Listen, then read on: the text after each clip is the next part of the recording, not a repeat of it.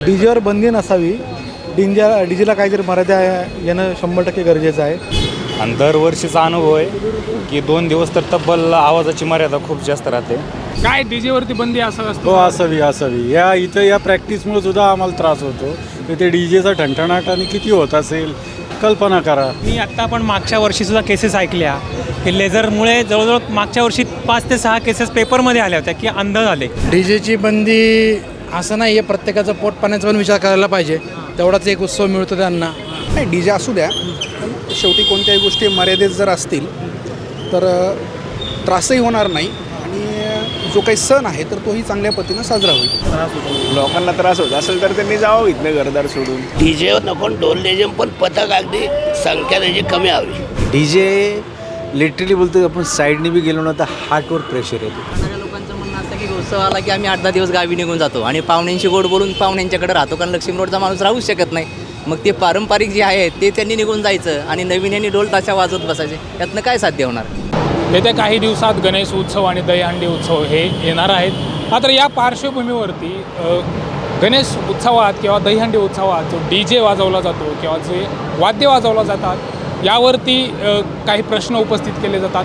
याबाबत महापालिकेतही सभा झाली. यामध्ये आपल्याला DJवरती बंदी आणावं अशी काही लोकांनी मागणी केली. मात्र त्याचबरोबर गणेश उत्सव हा पूर्ण निर्बंधमुक्त असावा अशा प्रकारचाही त्या ठिकाणी आपल्याला मतप्रवाह दिसून आला. आता या सगळ्या पार्श्वभूमीवरती नेमकं पुण्यातील नागरिक काय विचार करतात हे आपण आज त्यांच्याकडून जाणून घेऊया. काय होणार आहे? काय डीजेवरती बंदी असं असतो? हो असावी. या प्रॅक्टिसमुळे सुद्धा आम्हाला त्रास होतो. ते डीजेचा ठणठणाट आणि किती होत असेल कल्पना करा. ते तरुणांकडून असा बी आक्षेप होतो की आमचा काय उत्साह येतो किंवा आम्हाला याच्यातून आनंद मिळतो. याबाबत आमच्याकडं उत्तर नाही आहे. याबाबतीत त्यांचा उत्साह आहे ही गोष्ट खरी आहे. त्यांनी ठरवावं की कोणचं काम विधायक आहे आणि कोणचं विनाशक आहे हे त्यांचं त्यांनी ठरवावं. तुम्ही आत्ता पण मागच्या वर्षीसुद्धा केसेस ऐकल्या की लेझरमुळे जवळजवळ मागच्या वर्षी 5 ते 6 केसेस पेपरमध्ये आल्या होत्या की अंध झाले. तरुण वयातली मुलं किंवा लहान मुलं घेऊन जातात लोक वेड्यासारखी. कानावर परिणाम होतो. दरवेळी कानाचे डॉक्टर बोंबलून लेख लिहून सांगतात की असं करू नका तसं करू नका. डोळ्यांचे डॉक्टर पण सांगतात की लेझर कसे डोळ्याला हानिकारक आहेत. एवढं सगळं होऊन सुद्धा परत तुम्ही आपले एरे माझ्या मागल्या आणि यांना राजकारण्यांचा आशीर्वाद आहे. डीजेचा प्रश्न नाही आहे. कुठचाही उत्सव साजरा करताना शहरी जीवनाच्या ज्या काही प्रॉब्लेम्स असतात किंवा कंपल्शन्स असतात त्याचा विचार केला जावा. आज नॉर्मल परिस्थितीत कामावर जायला 1.5-2 तास लागतात माणसाला. त्याच्यात उत्सव, मिरवणुका, मांडव ह्याच्यामुळं जर अजून वेळ लागत असेल तर ते त्या माणसाचं नाही सर्व समाजाचं नुकसान असतं. हे लोकांनी लक्षात घ्यायला पाहिजे. याला पर्यायी व्यवस्था किंवा पर्यायी म्हणून पारंपरिक वाद्याकडे बघितलं जातं जसं की ढोल ताशा. त्याच्यावर काय मत आहे? नाही आवाजाची तीव्रता हा प्रश्न आहे. मग ते ढोल वाजवा, ढोलकी वाजवा किंवा डीजे वाजवा, त्यांनी काय फरक पडत नाही. हो म्हणतायत. डीजेची बंदी असं नाही आहे, प्रत्येकाचं पोट पाण्याचा पण विचार करायला पाहिजे. तेवढाच एक उत्सव मिळतो त्यांना. तर आवाजावर बंदी पूर्णपणे यायला पाहिजे आणि त्याचं डेसिबल पोलीस पूर्ण पालन करतायत. फक्त आपणही प्रत्येकाचा पोटापाण्याचा प्रश्न त्याचा पण विचार केला पाहिजे. काय म्हणालात? 10-10:30 नंतर नको. टायमिंगचं बंदी आहेच की त्यांना. 12 नंतर कुठे साऊंड वाजतो पुण्यात? 12 नंतर साऊंड वाजतो. 12 नंतर फक्त पारंपरिक वाद्य असतात. पण प्रत्येकाचं प्रश्न म्हणजे मला नाही त्यातल्या जे मानधन मिळतं त्या त्यांची फॅमिली सगळ्यांच्या वगैरे असतात जे पारंपरिक वाद्य. आता हे तर समाजकार आहे. ढोल तसे जे पथक आहेत ते समाजकार करतात. आम्ही पथकातलेच आहोत वादक, असं नाही. हो आवाजावर बंधन तर नक्कीच ना. आता पोलिसांनी पण पथकाने बंदी दिली की 40 ढोलाच्या वर नाही पाहिजे. प्रत्येक पथक 40 ढोलच लावते सर. तसं झालं नाही ना. परवाच्या जास्तच पेपर असं कळालं. तसं झालं नाही. पोलिसांचंही कोणी ऐकत नाही आणि जे करायचं तेच काम करतात. जनतेला त्रास होतो म्हणून जनता म्हणते की असं नाही व्हायला पाहिजे. त्यांना थांबवलं, त्यांचा मोसम तुटल्यासारखं वाटतं, त्यांना राग येतो त्यांना, मग बचाबची होते, उगाचच प्रॉब्लेम येतात. मिरवणूक आहे ती एका जागी थांबली नाही पाहिजे. पथकांनी पण आम्ही समजून घेतो. मिरवणूक किती पूर्ण चालती असते. 40 ढोलाचं असतं त्या दिवशी एक दिवशी प्रयत्न थोडंसं सांभाळून घेतलं तर आम्ही पण तुम्हाला अजून सहकार्य करू शकतो. थोडंसं सांभाळून घ्यायचं आहे दोन्हीकडून. रोडला राहणाऱ्या लोकांचं म्हणणं असतं की उत्सव आला की आम्ही 8-10 दिवस गावी निघून जातो आणि पाहुण्यांशी गोड बोलून पाहुण्यांच्याकडे राहतो, कारण लक्ष्मी रोडचा माणूस राहूच शकत नाही. मग ते पारंपरिक जे आहे ते त्यांनी निघून जायचं आणि नवीन यांनी ढोल ताशा वाजवत बसायचे. यातनं काय साध्य होणार? आता काय मंडळं पण भरपूर आहेत, जी एकच लाईन आहे, तर बाकीच्या 2-3 लाईन जरी चालू झाल्या तेच आहे की मंडळांची संख्या नियंत्रणात आणण्याशिवाय हे काही प्रॉब्लेम सुटणार नाही. कारण मंडळ किती खरापतीसारखी मंडळं वाटली आहेत. बरं, या मंडळांना काही परवा नाही किंवा हे काही प्रकार आहे का आता राहिलेला? मिरवणूक तुम्ही बघता, 4-4 रस्ते आता मिरवणुकीचे झालेत. सुरुवात झाली लक्ष्मी रोडनी, त्याच्यानंतर शेजारचा रस्ता झाला कवर, आता टिळक रोड कवर झाला. आता तर तुम्ही जर बघितलं तर मिरवणुकीची ठराविक मार्गसुद्धा नाही. आता सगळीकडनं मंडळ त्या दिशेने येत असतात, डेक्कनच्या दिशेने येत असतात. किती का वेळ लागेना, 2-2 दिवस का लागेना, पण मंडळ येत राहतात आणि त्यांचे डीजे बीजे दिवसभर तर चालू राहतात. आणि सगळे लायटिंगचे गणपती तुम्ही बघितलेत तर दिवसा ते गप्प बसतात आणि रात्र झाली की लायटिंग चालू करून, मग त्यामुळे 2 रात्री पूर्णपणे ती मंडळ रस्त्यावर जवळजवळ 48 ते 56 तास ती मंडळ रस्त्यावर असतात.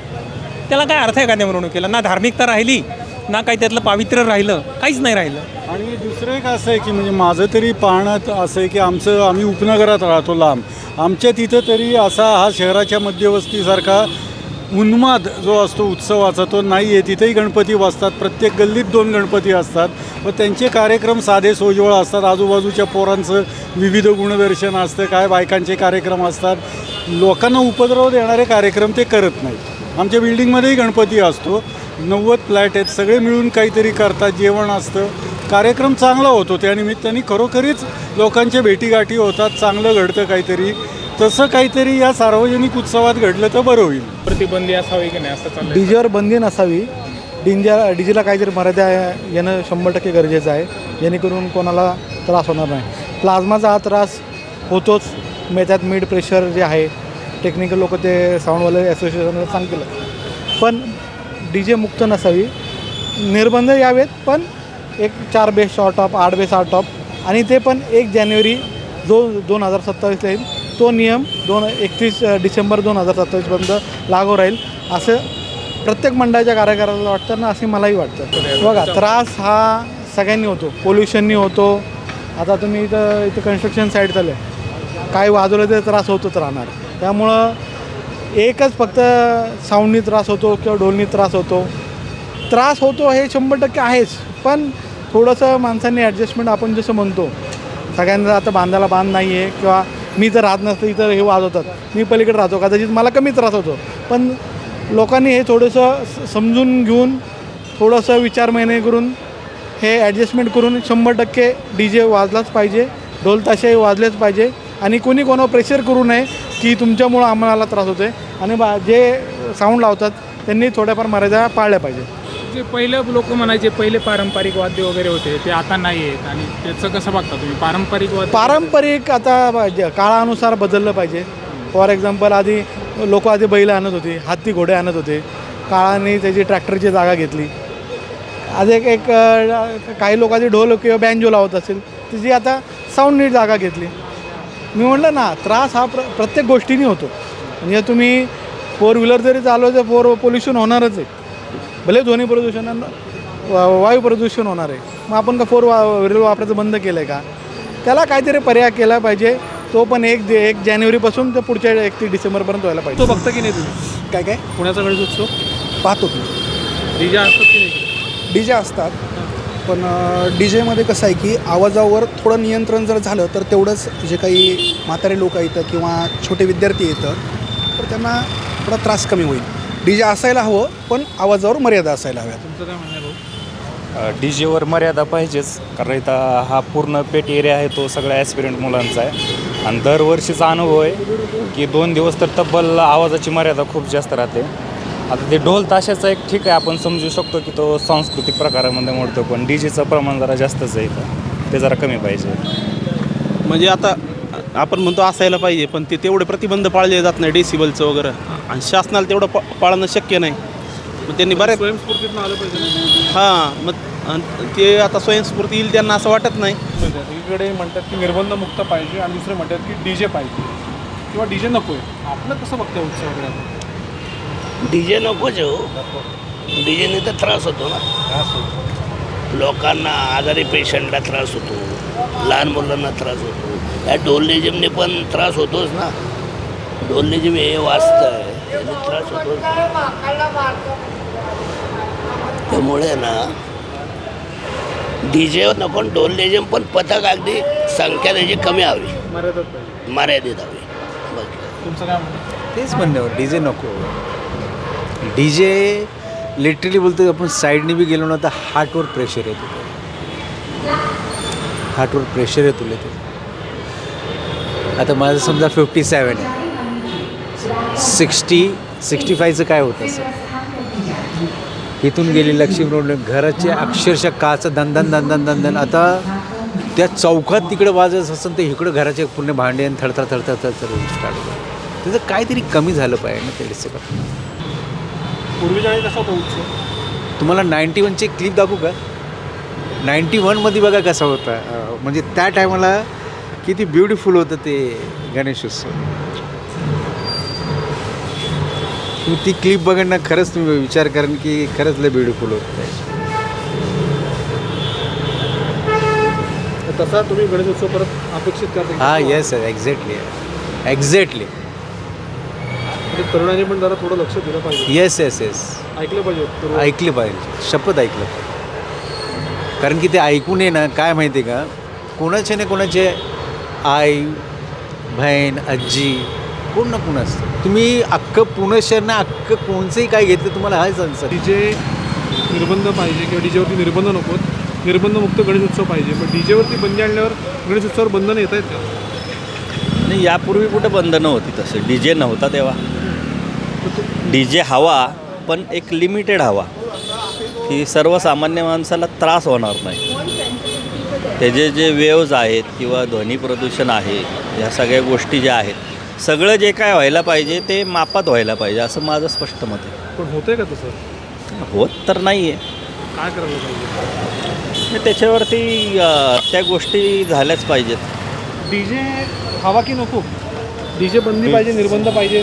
डीजे पाहिजे पण त्याला आवाजाला लिमिट पाहिजे. ते कसं करणार हो? तीच अडचण आहे. नाही पण आवाजाचे शेवटी चेक करतात ना डेसिबल. कारण परत वाढवतात. ते चुकीचं आहे ना, कारण त्याचा सगळ्यांना त्रास होतो ना. लहान मुलांपासून फार वयस्कर माणसांपर्यंत सगळ्यांना त्रास होतो. उत्सव आपला त्रास, उत्सव हा पारंपरिकच झाला पाहिजे. आणि मी तर म्हणतो भविष्यामध्ये पारंपरिक वाद्यालाच प्राधान्य दिलं पाहिजे, की जेणेकरून ते आपली संस्कृती बी टिकून राहील. यंदा डीजे हवा की नको? कारण काय आले, कॉम्पिटिशन वाढली. एक मंडळाने समजा जर का एखाद्या लाखाचा आणला तर दुसरा लगेच 2 लाखाचा आणतो, तिसरा लगेच 3 लाखाचा. त्या कॉम्पिटिशननी वाढत चाललं आहे ना. आवाज कोणाचा भारी, त्याच्यातनं वादविवाद बी पुढे भविष्यामध्ये होतात मंडळात. तर त्याच्यापेक्षा सगळ्यात जास्ती चांगलं की पारंपरिक वाद्याला दिलं. ढोल तुम्ही वाढवले तरी जास्तीत जास्त आवाज काय एवढा येत नाही, लिमिटेड आवाज राहतो. डीजे नको की पाहिजे?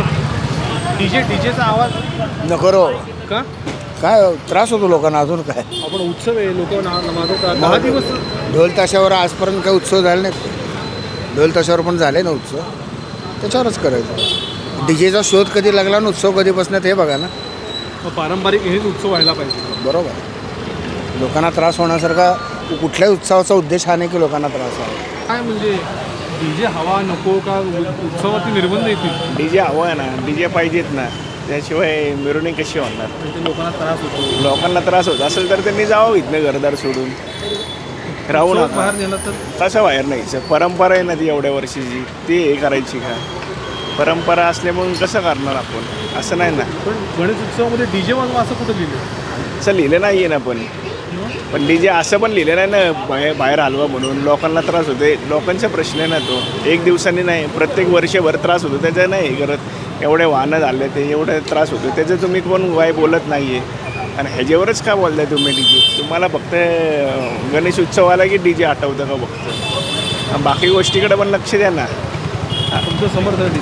हां, समर्थन आहे. तुम्ही नाचणार का? नाचणार ना. ऑलरेडी आम्हाला आवड आहे, आमचं गणेश मंडळ आहे ना. म्हणजे पुण्यात आता 2 मतप्रवाह झाले. एक तर डीजे नको, निर्बंधमुक्त गणेशोत्सव असावा, पारंपरिक वाद्य. असं कोण म्हणते? असं डीजे कोण आहे? कोण म्हणत 200 नाही. मंडळांनी पाठिंबा दिले की आम्ही डीजे वाजवणार नाही. ठीक आहे, मग 200 मंडळ, पण 400 मंडळ आहेत ना तिकडं. ते जे काय वाजवा म्हणून ह्याचं पण बघा ना. तुम्ही एकच साईड बघता, दुसरी साईड पण बघितली पाहिजे ना. एकंदरीत जे काही नागरिकांच्या प्रतिक्रिया आपल्याला आल्या आहेत त्यामध्ये त्यांचं संमिश्र प्रतिक्रिया आपल्याला दिसून येतात. काही लोकांच्या मते डीजेवरती बंदी असावी, तर काही लोकांचं मत असं आहे की डीजेच्या आवाजावरती मर्यादा असावी. हा एकंदरीत पुणेकर नागरिकांचा या ठिकाणी आपल्याला जो कल आहे किंवा त्यांचं जे मत आहे ते या ठिकाणी आपल्याला दिसून येतं. व्हिडिओ जर्नलिस्ट प्रीतम पुरोहितसह मी परसराम खंदारे, डिजिटल प्रभात.